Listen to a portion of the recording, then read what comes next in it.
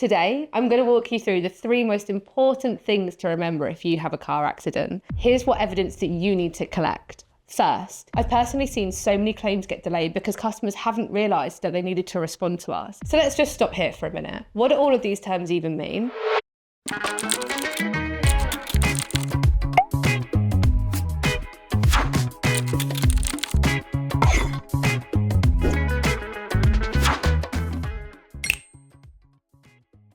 What do I got to do with this? You got to clap. Here's one I made earlier. I'm keeping this clapper. Oh, I might need it. Take 501. Hi, I'm Maddie, one of the claims leads at Marshmallow, and I've got 12 years of experience in helping people in car insurance claims. Today, I'm going to walk you through the 3 most important things to remember if you have a car accident, and then I'll cover what you can expect next, plus some unfamiliar phrases that you might come up against when you make your claim. First up, safety and wellbeing. If you've been in an accident, first, take a moment to breathe. Make sure that everybody is okay, because your well-being and the well-being of everybody else involved is the most important thing to take care of. Call an ambulance if anyone's hurt.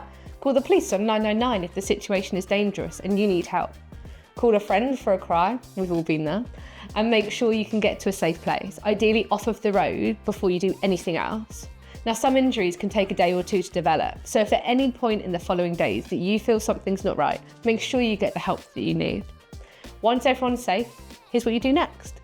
Collect the contact details and evidence. When you make a claim, your insurance will need as much information as possible from all of the people involved.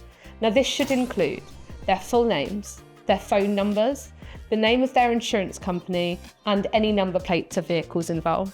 If the police are involved, you should get a crime reference number from the officer you speak to. This could also apply in claims where your vehicle has been stolen or vandalised. Depending on your policy, you may actually be able to claim for these things too.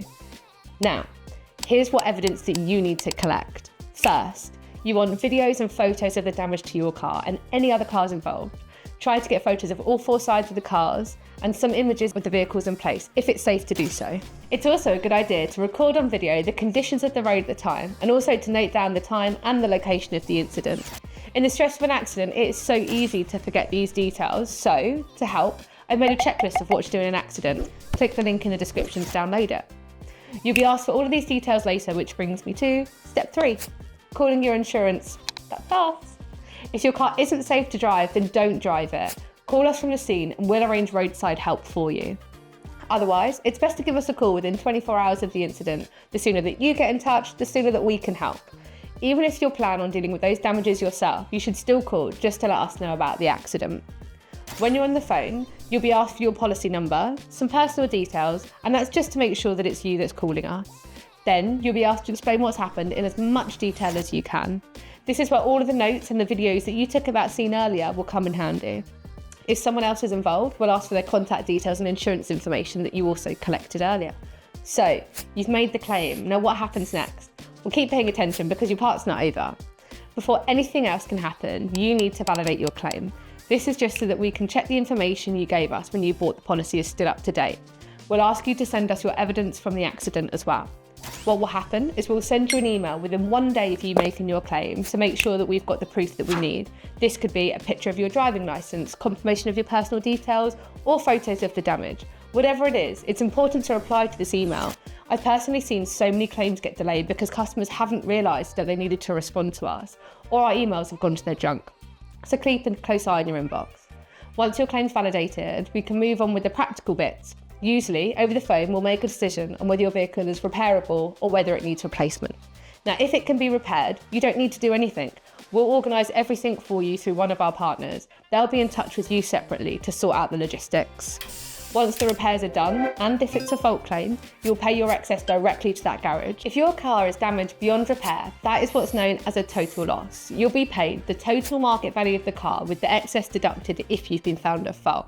So let's just stop here for a minute. What do all of these terms even mean? A claim can be settled one of 3 ways: fault, non-fault, and split.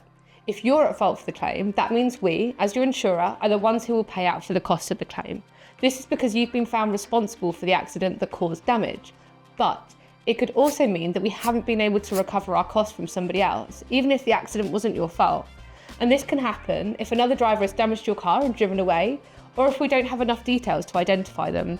And that's why collecting their information at the scene is so important. For fault claims, you'll have to pay your excess, and you may also lose your claim-free driving discount. A non-fault claim is the opposite. So someone else has been found responsible for the damage, and their insurers are the one who will cover the cost. In cases like this, you don't have to pay your excess, and your claims-free driving discount won't be affected. A split claim is where responsibility for the accident has been divided between everybody involved in the accident.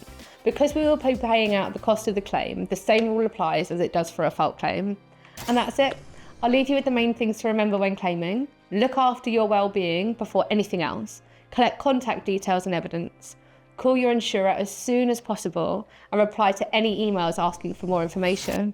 I hope this video has helped.